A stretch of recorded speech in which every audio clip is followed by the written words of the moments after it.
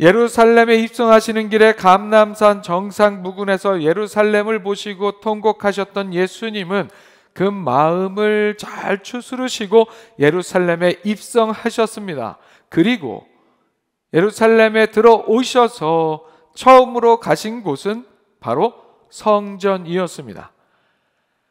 오늘 본문 말씀은 성전에 들어가신 예수님의 행적으로 시작이 됩니다. 말씀에서 이렇게 표현하고 있죠.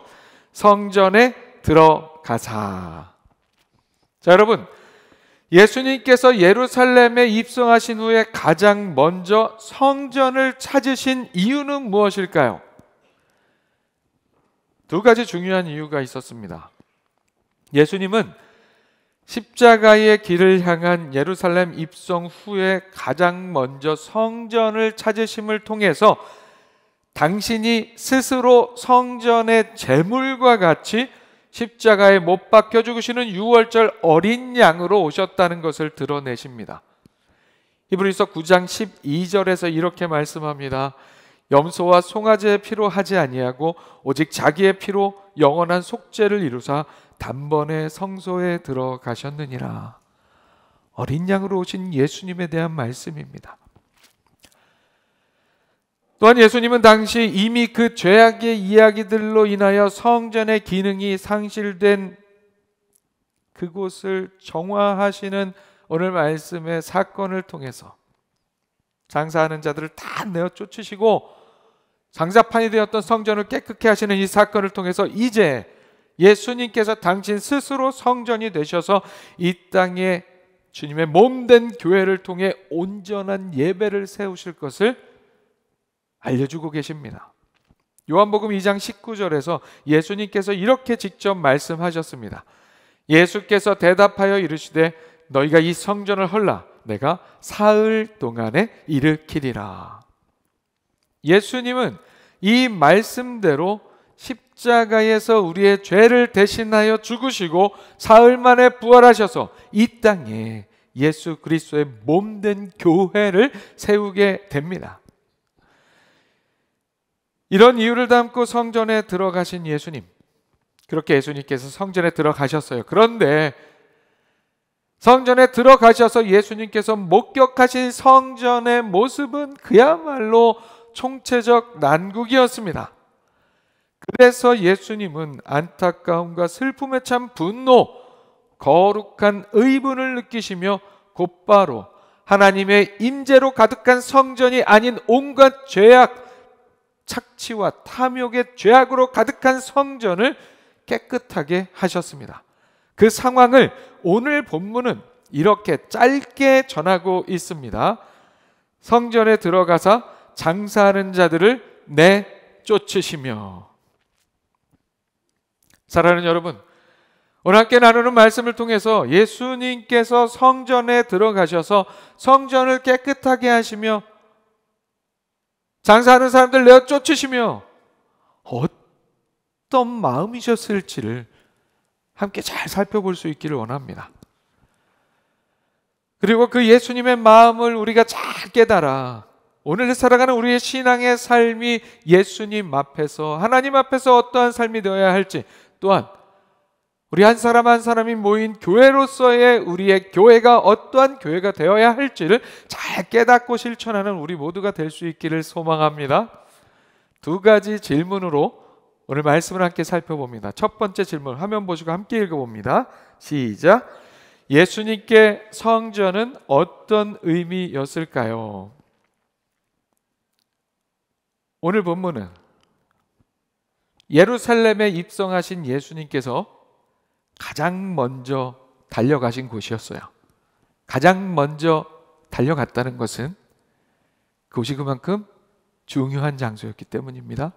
그것이 그만큼 큰 의미를 가지고 있는 곳이었기 때문입니다. 그런데 예수님이 가장 먼저 그렇게 성전에 들어가셔서는 시장으로 변해버린 성전의 한 곳에서 장사하는 자들을 다 내쫓으셨다고 그렇게 한 구절로 간단하게 표현을 하고 있어요. 오늘 본문은 이렇게 한 구절로 간단하게 표현하고 있지만 이 상황 속에서 한번 여러분이 예수님이셨다고 생각을 해보세요. 예수님의 마음은 어떠하셨을까요? 성전은 예수님께서 직접 말씀하신 하나님 아버지의 집이었습니다. 예수님께서 어렸을 적에 12살 때에 육신의 부모님 요셉과 마리아와 함께 유월절을 맞아 성전을 방문한 일이 있었습니다. 그때 성전 방문 마치고 부모님과 함께 집으로 돌아가는 길을 나서지 않고 예수님이 성전에 남아 있었던 사건이 있었어요. 그때 집에 돌아가다 보니 아들이 없어졌어요. 갑자기 실종된 어린 예수님을 애타게 찾던 부모님에게 예수님은 이런 말씀을 하셨습니다. 어찌하여 나를 찾으셨나이까? 내가 내 아버지 집에 있어야 될 줄을 알지 못하셨나이까? 그렇게 예수님께 아버지 하나님의 집의 의미가 있는 그 성전은 무소부재하신 하나님, 어느 곳에도 안 계신 곳이 없으신 모든 곳에 계신 하나님께서 이스라엘을 위해서, 우리 인생들을 위해서 하나님의 임재를 직접 목격하고 경험할 수 있는 장소로 이스라엘 백성들에게 내어주신 귀한 선물이었습니다. 그러나 이스라엘 사람들은 그 선물의 가치로 대하지 않았습니다. 그냥 인지상정으로 생각을 해봐도 우리 아버지가 누군가에게 귀한 선물을 주었는데 그 선물을 받은 분이 내 앞에서, 우리 아버지가 준 그 귀한 선물을 내 앞에서 막 무시하고 함부로 여긴다면 우리의 마음이 어떠할까요? 성전은 예수님께 있어서 이스라엘 백성들을, 인생들을 만나주시는 장소였습니다. 죄악으로 인해서 관계가 끊어진 그들과 공식적으로 만나주시는 하나님이 주인이신 하나님 아버지의 집이었습니다. 본체 하나님이신 예수님께서 이 땅에 성육신 하시기 전에는 그 만남의 자리에 아버지 하나님과 함께 하셨습니다. 성전은 그래서 이스라엘과 하나님과의 영적 관계를 의미하는 장소였고, 성전을 통해 이스라엘은 그들의 죄를 속죄하고 하나님의 임재를 경험하며 그 관계 안에서 하나님의 은혜를 누리는 삶을 살아야 했습니다. 그러나 그들은 성전을 그렇게 성전으로 대하지 않았습니다. 예수님의 마음이 아프고 안타까울 수밖에 없는 일이었습니다. 하나님을 예배하는 일이 가장 중심이 되어야 했던 당시의 성전은 장사하는 사람들의 장터와 같은 모습이 되어 있었습니다. 장사하는 사람들은 성전에 제사를 드리기 위해서 오는 사람들에게 제물로 드리는 짐승을 파는 사람들이었습니다. 본래는 성전에 와서 제물로 드리기 위해서 본래는 집에서 정성스럽게 준비해서, 짐승을 준비해서 잘 골라서 가지고 왔어야 했어요. 그런데 그렇게 가져와야 할 짐승을 그저 돈을 들고 와서 성전 이방인의 뜰에 자리 잡은 장사하는 사람들에게서 구입하는 상황이 되었던 거예요. 그냥 생각을 해보면 편리하게 예배할 수 있도록 했네, 이런 생각이 들 수도 있지만, 이 장사의 이면에는 당시 제사장들과 상인들의 이권을 노린 담합이 있었습니다. 돈 벌기 위해서 이런 상황을 만들어 놨던 거예요. 행여 어떤 사람이 집에서 정말 정성스럽게 준비한 제물로 드리기 위해서 짐승을 잘 이렇게 가지고 와도 제사장들은 어떻게든 트집을 잡아서 희생 제물에 적합하지 않다고 판정하면서 결국에는 그 성전에서 비싸게 파는 제물을 사도록 그렇게 유도하기도 했습니다. 성전의 시장이 되어버린 이방인의 뜰은 이방인 개종자들이 유일하게 예배할 수 있는 장소였어요. 그런데 그렇게 장사꾼들과 사람들로 발 디딜 틈이 없게 된 이 상황에서 성전 예배를 위해 먼 길을 달려온 이방인들은 제대로 예배를 드릴 수조차 없게 되었습니다. 또한 성전세를 지불하는 용도로 가이사가 새겨진 로마의 화폐 대신 쓸 수 있는 은전, 성전세는 가이사가 그려진 로마의 화폐로 낼 수가 없었어요. 세겔로 바꿔서 냈어야 했어요. 은전으로 바꿔서. 근데 그것을 바꿔주는 환전소까지 성전에 있었어요. 이것도 생각해보면 편리하게 이렇게 준비해줬네 할 수도 있지만 거기에도 착취에 가까운 수수료를 받는 그런 잘못된 관행이 그 자리에 함께 있었던 거예요.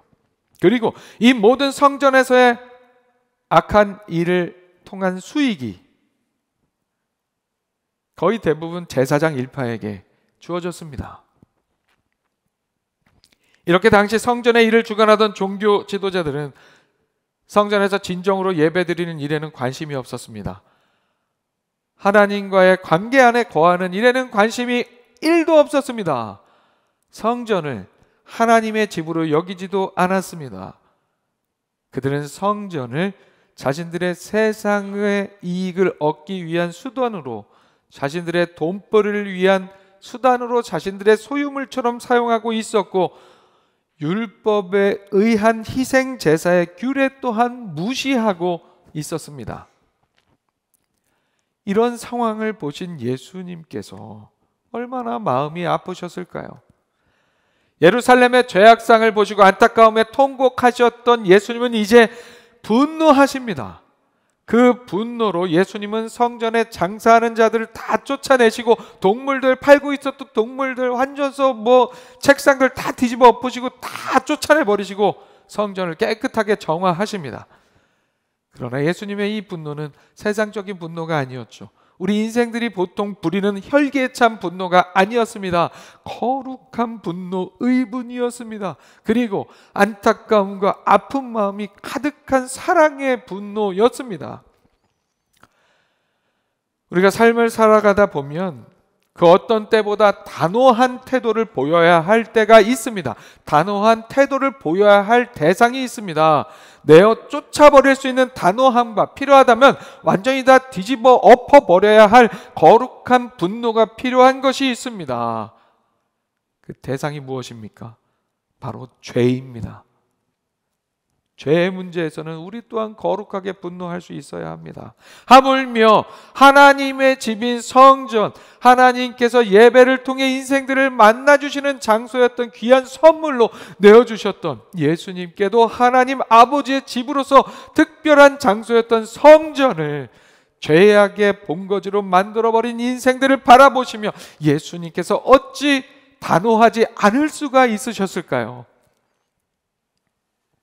그래서 예수님께서 분노하시며 성전을 깨끗게 하십니다. 사랑하는 여러분, 예수님께 있어서 성전이 가지는 의미가 무엇인지, 가장 먼저 달려갔던 그 성전의 의미가 무엇인지, 더불어 신앙인의 삶을 살아가는 우리에게 있어서의 성전의 의미가 무엇인지를 오늘 말씀을 통해서 다시 한번 잘 생각해 볼 수 있기를 소망합니다. 그래서 인간들의 이기적인 죄악으로 인해 강도의 소굴이 되어버린 성전을 분노함으로 깨끗게 하시는 예수님의 마음을, 그 마음을 우리가 잘 읽을 수 있기를, 잘 깨달을 수 있기를 소망합니다. 그 마음을 우리가 잘 알아야, 잘 깨달아야 그 깨달음 안에서 오늘을 살아가는 우리의 삶을 우리가 겸손하게 돌아보고 어떻게 살아야 할지를 생각할 수 있기 때문입니다. 자, 두 번째 질문 함께 읽어보겠습니다. 화면 보시고 함께 읽습니다. 시작. 그렇다면 오늘 우리는 어떻게 살아야 합니까? 예수님께 있어서 성전의 의미, 그리고 그 의미가 우리 인생에게 주는 의미를 잘 알고 깨닫는다면, 예수님께서 돛대기 시장이 되어버린 성전을 보시고 안타까워하시며 단호하게 분노하며 아파하실 수밖에 없었던 그 이유를 제대로 알았다면, 오늘 예수 그리스도를 통해 하나님을 섬기는 우리의 삶은 어떤 삶이 되어야 합니까? 예수님은 성전에 장사하는 자들을 다 몰아내시고 성전을 정화하시며 이렇게 말씀하셨습니다. 기록된 바 내 집은 기도하는 집이 되리라 하였거늘 너희는 강도의 소굴을 만들었도다. 예수님의 이 말씀은 이사야 56장 7절을 인용하신 말씀이에요. 예수님께서는 이 말씀으로 성전에 대한 하나님의 의도를 정확하게 짚어주셨습니다. 예수님은 성전이 기도로 대표되는 하나님과 인생이 그 관계 안에서 교제하는 그 목적 이외에 다른 목적으로는 사용될 수 없다는 것을 단호하게 강조하고 계시는 거예요. 그러나 당시 종교 지도자들과 또 그들과 이해관계 안에 있었던 돈벌이의 혈안이 되었던 사람들은 성전을 자신들의 탐욕을 위해 온갖 불법과 착취와 죄악의 온상이 되도록 만들어 버렸습니다. 예수님은 그런 성전의 모습을 보시며 강도의 소굴이라고 표현하면서 강력하게 그들의 죄악을 지적하셨습니다. 성전이 강도의 소굴이 되었다는 것은 이제 하나님의 임재가 그곳에 존재하지 않는다는 선언이었습니다. 사랑하는 여러분, 강도의 소굴이 되어버린 성전의 모습, 원래는 하나님을 예배하는 곳, 기도로 하나님을 만나는 곳이어야 했던 성전의 그 원래의 모습을 잃어버린 그곳을 보고 너무 아파하시며 분노하시는 예수님의 모습을 보며 우리가 그 마음을 공감할 수 있다면 오늘 우리는 우리의 삶을 겸손하게 돌아보고 그런 주님 앞에서 우리는 어떤 삶을 살아야 할지 잘 생각하고 실천할 수 있어야 합니다. 예수님 앞에서 우리는 성전에 대해서 어떠한 생각과 마음과 자세를 가져야 합니까? 설교 초입에 언급했던 말씀 구절입니다. 예수께서 대답하여 이르시되 너희가 이 성전을 헐라 내가 사흘 동안에 일으키리라. 아멘. 이 말씀은 이제 성전의 기능이 다 사라져버린 죄악의 소굴이 되어버린 건물로서의 성전은 무너져버리고 이제 예수님 당신께서 성전으로 세워지신다는 말씀입니다. 십자가에서 죽으시고 사흘 만에 부활하심으로 우리는 새로운 성전인 예수 그리스도 안에서 하나님을 만나게 됩니다. 그런 의미에서 우리 예수님은 우리에게 성전이 되어주십니다. 그리고 예수 그리스도라는 성전에서는 예수님 당신 스스로 단번에 십자가의 제물로 우리의 죄를 해결하셨기 때문에 아멘. 더 이상 짐승을 이용한 피의 제사를 필요로 하지 않습니다. 그래서 우리는 하나님 앞에 자유함으로 나와서 예배합니다. 우리는 이제 우리의 죄를 십자가에서 단번에 해결하신 예수 그리스도를 믿는 믿음으로 예수 그리스도의 몸인 성전으로서의 교회를 이루게 됩니다. 믿음으로. 이 역사 가운데 오늘 우리의 삶은 예수 그리스도의 몸된 교회로서 모이는 우리 교회는 하나님 앞에, 우리 주님 앞에 어떤 모습이 되어야 합니까? 오늘 우리의 교회도, 우리 교회뿐만이 아니라 이 땅의 모든 교회들도 마치 이 예수님 당시의 성전처럼 제 기능을 상실하고 죄악의 이야기를 만들고 있지는 않은지 겸손하게 돌아보는 우리가 되기를 소망합니다. 우리의 예배는 온전히 하나님을 향한 예배, 하나님을 위한 예배인지 혹은 나의 어떤 이익과 욕심을 채우기 위한 나를 위한 예배인지 잘 돌아보는 우리가 되기를 소망합니다. 우리의 교회가, 이 땅의 교회가 하나님을 예배하고 기도하고 찬양하고 교제하는 그 의미, 진정한 의미를 잃어버리고 그저 세상적 의미에서의 어떤 이익만 쫓거나 부와 명예만 쫓는 장소나 모임이 되어버린다면 예수님의 마음 얼마나 아프시겠어요? 만약 우리 교회가 그런 모습이 되어진다면 이 땅의 교회를 예수님께서 오셔서 다시 한번 성전 정화하듯이 다 뒤엎고 다 내쫓아 버려야 할 상황이 되어버릴 수도 있습니다. 사랑하는 여러분, 오늘 말씀 통해서 우리의 삶과 우리의 교회의 삶을 잘 돌아볼 수 있기를 소망합니다. 잘 돌아보고 혹시 우리가 잘못한 모습들이 있다면 다 내어버릴 수 있는, 단호하게 내어버릴 수 있는 우리가 될 수 있기를 소망합니다. 그래서 하나님 앞에 온전한 예배로 세워지는 주님의 몸된 교회로서의 우리가 되기를 소망합니다.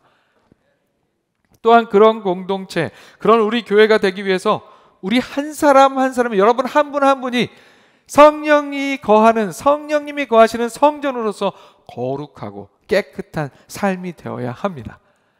말씀은 우리에게 이렇게 교훈하고 있죠. 너희는 너희가 하나님의 성전인 것과 하나님의 성령이 너희 안에 계시는 것을 알지 못하느냐. 누구든지 하나님의 성전을 더럽히면 하나님이 그 사람을 멸하시리라. 하나님의 성전은 거룩하니 너희도 그러하니라. 아멘. 우리의 삶이 그렇게 거룩한 성령이 거하시기에 합당한 모습이 될 때, 그렇게 한 성령을 품은 우리 한 사람 한 사람이 모인 우리 교회가 교회로서의 본연의 모습으로 세워져 갈 수 있습니다. 사랑하는 여러분, 신앙이 성숙해 갈수록 내 자신의, 내 삶의, 우리 공동체의 영적인 더러움을 참기가 힘들어집니다. 신앙이 성숙할수록. 제가 종종 드리는 말씀이에요. 어린 아기들 보면 뭐 먹으면서 얼굴에 막 음식 범벅이 막 되어도, 옷에 그냥 음식 다 밥 뿌리고 뭐고 음식이고 국물이고 뭐고 다 묻어도 아이들은 해맑습니다. 아기들은 해맑어요. 그렇지 않나요? 이제 막 엄마가 주는 수저로 밥 떠먹고 손으로 뭔가 막 집을 수 있는 아기가 갑자기 어머니 제 턱에 밥풀이 묻었습니다. 좀 떼어주시죠. 이렇게 얘기하면 그거 애가 이상한 거잖아요. 그죠? 어린아이들 보세요. 놀이터 나가서 놀고 동네에서 놀 때 어떻습니까? 어른들은 피해가는 물웅덩이 딱 봐도 더러워요. 그래가지고 어떻게든 거기 안 밟고 신발에도 물 안 묻히려고 건너가는 물웅덩이에 우리 아이들은 어떻게 합니까? 좋다고 냅다 뛰어가고 거기서 첨벙 옷이 다 들어지고 신발이 다 들어져도 아이들은 마냥 좋아요. 천진난만합니다. 누가 애탑니까? 누가 애타요? 보기에는 엄마는 애타죠. 아휴, 이런 자식들. 애가 탑니다. 사랑하는 여러분, 죄의 문제, 영적인 더러움의 문제에서는 예수 그리스도의 몸된 교회의 지체인 우리가, 성령을 모신 성전으로서의 우리가 그런 어린아이와 같은 모습이 되어서는 결코 안 됩니다. 영적으로 막 더러운 죄악에 막 거리가 막 묻어있고 막 그런데 천진난만하게 좋다고 그냥 주님의 몸된 교회를, 주님의 성령을 품은 거룩한 성전으로서의 나의 몸을 죄악의 이야기로 그냥 막 오염시키고 있으면서 그냥 마냥 좋다고 깨닫지 못하고 우리를 바라보시는 하나님만 그냥 애타게 하는, 안타깝게 하는 그런 상황이 되어서는 안 된다는 말씀입니다. 사랑하는 여러분, 오늘 말씀 기억하시면서 거룩한 분노로, 안타까움으로 성전을 깨끗게 하시는 예수님의 그 마음을 우리의 마음속에, 우리의 가슴속에 잘 담으면서 성령이 거하시는 거룩한 성전으로서의 우리의 삶과 우리가 모여 이루는 주님의 몸된 교회로서의 우리의 모습을 잘 돌아보는 우리가 될 수 있기를 소망합니다. 그래서 오늘 예수님께서 우리에게 다가오셔서 다시 한번 안타까움에 분노하시며 단호하게 엎어버려야 할 우리의 모습, 우리의 교회의 모습이 아니라 거룩한 성전으로서의 온전한 우리의 신앙의 삶, 그리고 주님의 몸된 교회 본연의 모습으로 아름답게 계속해서 세워져가는 우리 수원 목양 교회가 될 수 있기를 주님의 이름으로 축원합니다.